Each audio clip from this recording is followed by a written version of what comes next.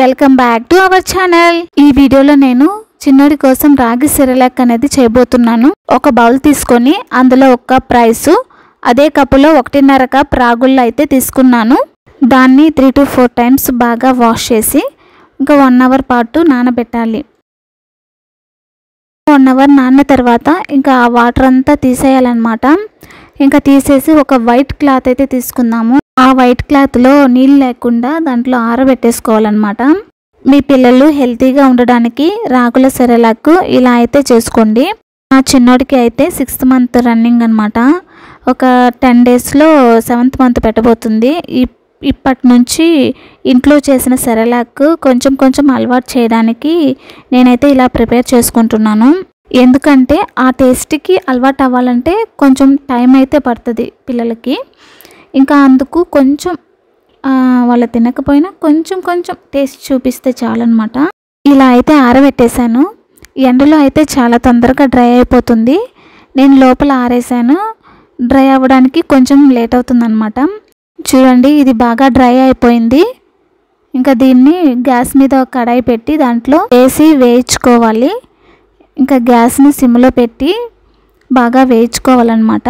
ఇది 6 months baby కాబట్టి rice రాగుల వరకే వేస్తున్నాను. ఇంకా మంత్ అనేది పెరిగే కొద్దీ 8th మంత్లో అయితే పెసరపప్పు, బాదం అనేది యాడ్ చేసుకోవచ్చు అనమాట. ఇలా చేయాలంటే లేట్ ప్రాసెసే, కానీ తప్పదు కదా. పిల్లల హెల్త్ కోసం ఓపిక తెచ్చుకొని మరీ చేయాల్సిందే. కలర్ చేంజ్ అవుతూ మంచి వాసన అయితే వస్తుంది. అప్పుడైతే స్టవ్ ఆపేసుకోవాలి. ఇంకా చల్లారాక మిక్సీ జార్లో వేసుకొని మెత్తగా అయితే పౌడర్ చేసేసుకోవాలి. 6 months బేబీ కదా, కొంచెం మెత్తగా అయితే ఉండాలన్నమాట. దాన్ని ఇంకా జల్లేసుకోవాలి. డాక్టర్స్ ఏమంటారు, పిల్లలకు 6 months వరకు ఖచ్చితంగా తల్లిపాలే ఇవ్వమంటారు. ఖచ్చితంగా ఇవ్వాలి కదా, 6 months వరకైనా ఇవ్వాలి. వాళ్ళ హెల్త్ కూడా ముఖ్యం కదా మనకు. ఒకవేళ తల్లిపాలు లేని పిల్లలకు ఫార్ములా మిల్క్ అయినా ఆవు పాలైనా పట్టిస్తారనమాట.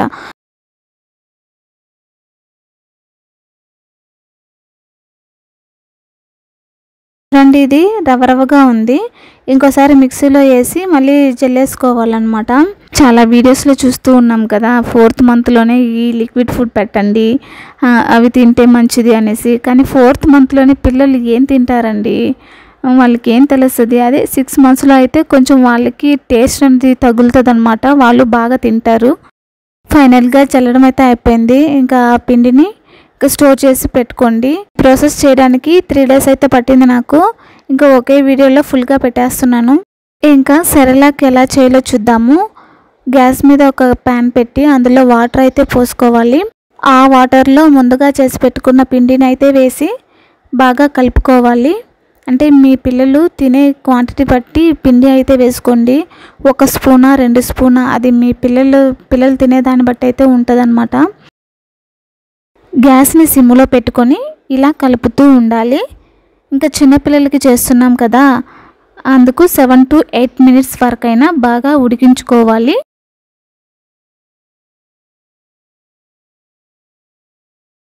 చూడండి, కన్సిస్టెన్సీ అనేది ఇలా వస్తే సరిపోతుంది. ఇంకా బౌల్లో సర్వ్ చేసేసుకొని ఆరాక మీ పిల్లలకైతే పెట్టండి. ఈ వీడియో కనుక మీకు యూస్ఫుల్ అనిపిస్తే లైక్ చేయండి, షేర్ చేయండి, సబ్స్క్రైబ్ చేయడం మాత్రం మర్చిపోవద్దు. Thanks for watching.